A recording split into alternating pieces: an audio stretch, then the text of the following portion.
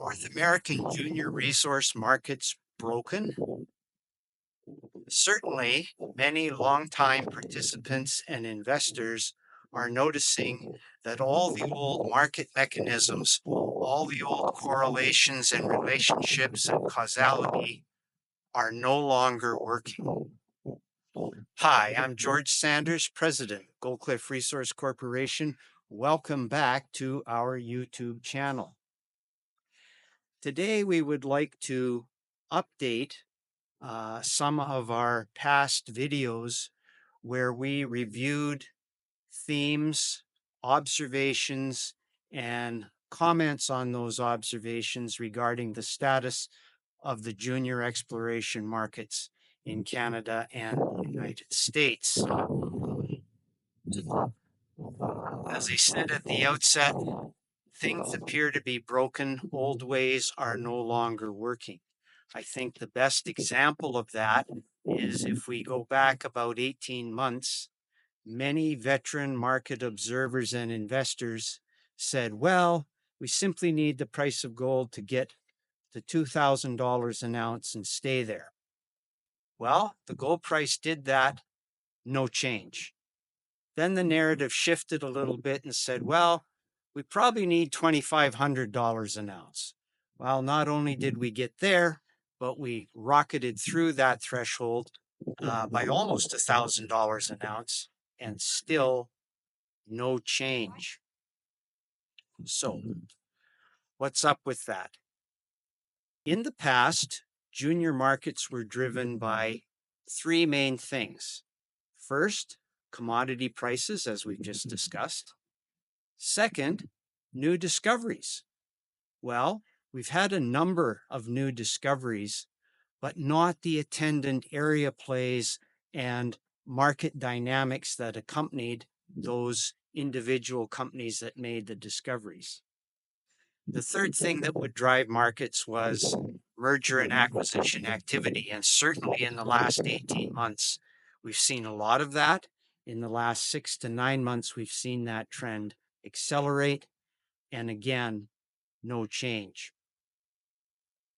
In our earlier videos, particularly the most recent one about a month ago, we presented the possibility that perhaps for all sorts of reasons, the old dynamics of the junior resource market are no longer applicable, and we're into an interregnum period. We're into a period of transition to where new dynamics will come to bear on the junior resource market.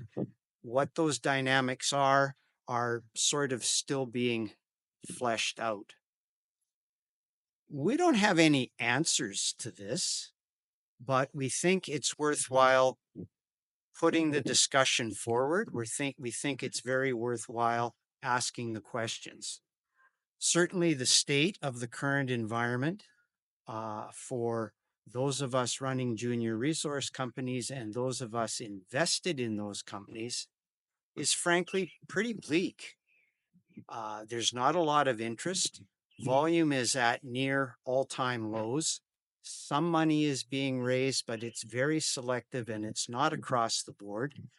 Former participants who were very active in the market are not active very much or at all anymore. So it's a very bleak environment.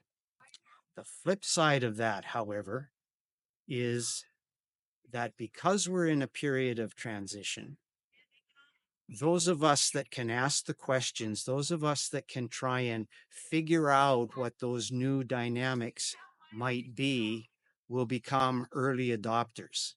And that is a really exciting place to be, and it's potentially a very lucrative place to be. For us at Gold Cliff, we're continuing to be very high on the assets in our portfolio. We're particularly excited about getting back on the ground at the Ainsworth Silver property.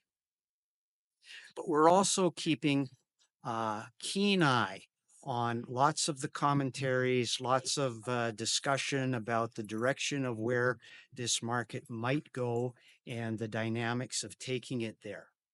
So we will continue to produce these kinds of videos where we're asking the questions and we're sharing some of the observations. With that in mind, I would certainly invite you to add your 2 bits worth, your ideas in the comments below.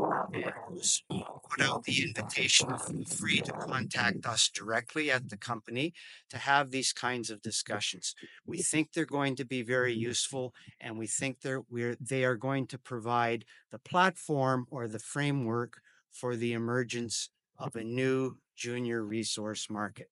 So as always, stay tuned.